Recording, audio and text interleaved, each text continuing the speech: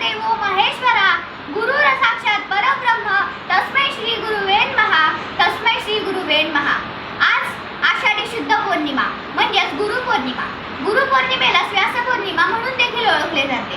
भारतीय पुराणांमध्ये सद्गुरु जगद्गुरु म्हणून संबोधलेल्या व्यासमुनींची पूजा करण्याचा व आपल्या सर्व गुरुवर्यांचा आदर करण्याचा हा पावन दिवस। राजमाता जिजाऊ समर्थ रामदास संत तुकाराम यांना आपले गुरु मानून स्वराज्याची स्थापना करणाऱ्या छत्रपती शिवाजी महाराजांसारख्या शिष्याच्या अंगी असलेले गुण आपल्या अंगीकृत करून घेण्याच्या प्रयत्नांना सुरुवात करण्याचा हा पावन दिवस। नमस्कार, मी समीक्षा जाधव माझ्या सर्व गुरुवर्यांना वंदन करून तुमच्या समोर विषय मांडते गुरुपौर्णिमा आणि गुरु शिष्याचं नातं। गुरु मायेचा सागर, गुरु मायेचा सागर, गुरु आदर्शाची खाण, गुरु वात्सल्याचा सार, गुरु माझे। मित्रांनो, गुरु शिष्याचं नातं म्हणजे जसं झाड आणि पानाचं, जोपर्यंत झाडाला पालवी फुटत नाही तोपर्यंत ते डौलदार दिसत नाही, त्याचप्रमाणे जोपर्यंत आपल्या जीवनात गुरु येत नाही तोपर्यंत ते जीवन सार्थकी लागत नाही। गुरु या शब्दाचा अर्थ संस्कृत मध्ये अंधकार दूर करणारा असा केला जातो। गुरु शिष्याच्या जीवनातील अंधकार दूर करून त्यासाठी ज्ञानाचा प्रकाश उज्ज्वलित करतात। प्रत्येकाच्या जीवनात गुरुचे स्थान ही एक वेगळी व्यक्ती घेत असते। मित्रांनो, आपल्या आई वडील अग्रस्थानी असतात। शालेय जीवनात प्रवेश केला की आपल्या शिक्षकांना गुरुचे स्थान प्राप्त होते। फरक फक्त एवढाच असतो की आई वडील जीवनात कसं जगायचं हे शिकवतात, तर शिक्षक जीवनात काय बनायचं याचे उद्दिष्ट ठरवून देतात। मित्रांनो, शालेय जीवनात प्रवेश केला की आपल्याला आदर्श असणाऱ्या व्यक्तीचे आपण अनुकरण करू लागतो। आपण तिच्याकडून काहीतरी शिकत असतो।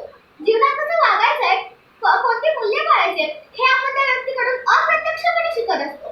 त्यामुळे ती व्यक्ती सुद्धा आपली गुरुच असते। मित्रांनो, प्रश्न उरला हा की गुरुला वयाचं आणि आकाराचं बंधन असतं का? तर नाही, गुरुला वयाचं बंधन नसतं, कारण की आपल्यापेक्षा कितीतरी पटीने लहान असणाऱ्या मुक्ताईला अनेक विद्वान पंडितांनी आपलं गुरु मानलं होतं। आपला एक लहान भाऊ, एक लहान बाळ सुद्धा आपल्याला काहीतरी शिकवत असतं, त्यामुळे ते सुद्धा आपले गुरुच असतात। आपल्यापेक्षा आकाराने कितीतरी लहान असलेली मुलगी सुद्धा आपल्याला शिस्तीची शिकवण देते, त्यामुळे ती सुद्धा आपली गुरुच असते। मित्रांनो, जीवनात येणाऱ्या संकटांना सामोरे जाण्याची व त्यांना भिडण्याची शक्ती गुरु शिष्यामध्ये निर्माण करतात आणि म्हणूनच म्हणते, गुरु विना तुझा नाही आधार, गुरु विना तुझा नाही आधार, कोठे नडता कोठे अडता तो नेत असे पार, तो नेत असे पार। खरंच, गुरुशिवाय आपल्या जीवनाला पूर्णत्व प्राप्त होत नाही। गुरु आपल्या जीवनाचा आधार आहे। गुरु पौर्णिमेच्या दिवशी एका मुलाला एका व्यक्तीने प्रश्न विचारला, बाळा, तुझ्या जीवनातला तुझा गुरु कोण? तो मुलगा उत्तरला की काका, मला पुस्तकं वाचायला फार आवडतात, त्यामुळे माझ्या जीवनातील माझे गुरु स्वामी विवेकानंद। एखादी व्यक्ती जर आपल्याला तुझ्याबद्दल आदर असेल किंवा ती आपल्याला काहीतरी शिकवत असेल तर ती सुद्धा आपली गुरुच आहे।